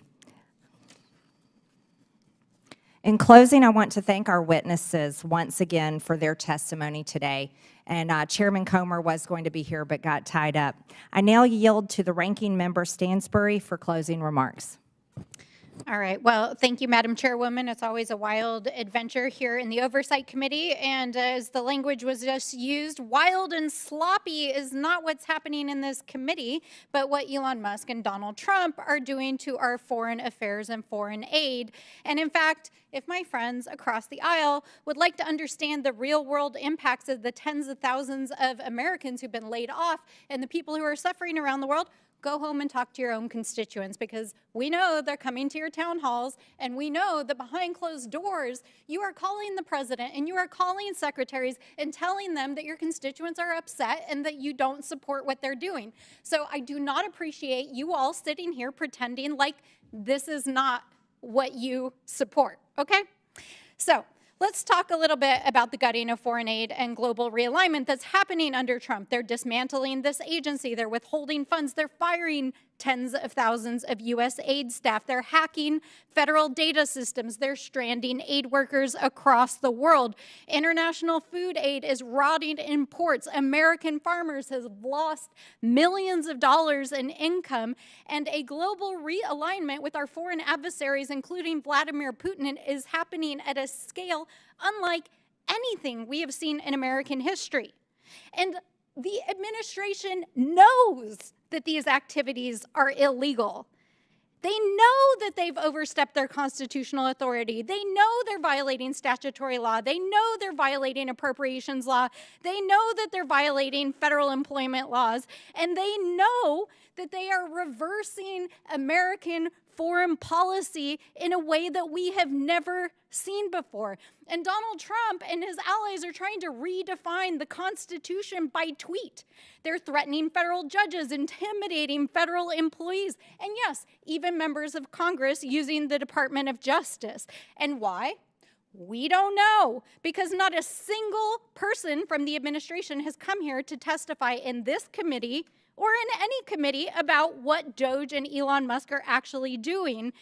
And if you look at the so-called transparency that Elon Musk put online, the math does not add up. Talk about wild and sloppy. Our friends across the aisle like to talk about how he's some sort of genius. And this dude couldn't even post a simple spreadsheet that adds up. It's literally off by tens of billions of dollars. You guys, that's wild. I mean, like, literally, that's wild. But in spite of this, our friends across the aisle are acting like everything's normal. And yesterday, last night, they passed a budget resolution that not only is going to gut Medicaid and Medicare, but is going to make these cuts and federal firing permanent, even though they know it is making America less safe. And in the meantime, Elon Musk is actually awarding himself additional federal contracts. In fact, yesterday it was reported that he gave himself the FAA contract for communications. I mean, you guys, this is like graft, waste, fraud, abuse, all of the things. It's happening in front of your eyes, literally, and they are breaking the law while they cozy up to our foreign adversaries. And I know that Donald Trump thinks that he's a king because his social media, of course, he keeps repeating this. But let me say this to you, Mr. Trump. 250 years ago, the people of this great nation rejected a reckless, abusive king, and we won't go back. And for the thousands of federal workers out there, the aid workers, the advocates, and the people around the world who are impacted by these reckless and heartless and harmful and disgusting cuts that are impacting people across the world, know that we see you. We stand with you. We are fighting for you. We are in the courts. We are in Congress. We are in our communities, and we will hold this administration accountable. And we will not abandon our allies or our humanity. So with that, I say to all of you, be strong. We will fight back. I now recognize myself for closing remarks. And threats against the President of the United States will not be tolerated by anyone. And the math does add up. The United States is $36 trillion in debt. $36 trillion. There's plenty of spreadsheets that show that. As a matter of fact, there's a debt clock. You can watch it continue to tick upwards every single day. In fiscal year 2024, the government spent over $1.8 trillion more than it took in. And in fiscal year 2025, the interest on our debt is expected to exceed $1 trillion. That's everybody. I don't care how you vote. The American people do not want to continue to fund these propaganda campaigns, regime changes, terrorist, LGBTQ initiatives, diversity, equity, and inclusion, and other Democrat globalist initiatives. And even if the people did want to continue supporting such causes, guess what? They can support them with their own money through private donations. Because the reality is, everyone, we are flat out broke. If the U.S. government operated like any other private business, which it should, by the way, it would be completely bankrupt and it would be out of business. Last year, we spent almost $2 trillion more than we took in. The United States government is not a charity, and it is not to be used and abused by the bureaucracy to implement the far left's agenda and impose it on the entire world. Again, 96% of all political contributions from USAID employees go to Democrat Party candidates or PACs. Perhaps that's why we're hearing all the complaining. The revolving door between USAID employees and NGOs that receive USAID funding is undeniable. Maybe we should consider investigating whether USAID funding has made it back to Democrat campaigns. Has it affected elections? The real questions the American people deserve to know answers to are these. Why are we funding 9 out of 10 news outlets in Ukraine? Why was former USAID Administrator Samantha Power visiting Hungary for the purpose of strengthening democratic institutions when Hungary is a country that is strongly democratic and members of the EU and NATO? Why was USAID co-funding joint programs with George Soros' Open Society to promote radical social agendas throughout the developing world? Why is USAID involved in the canceling of elections in Romania?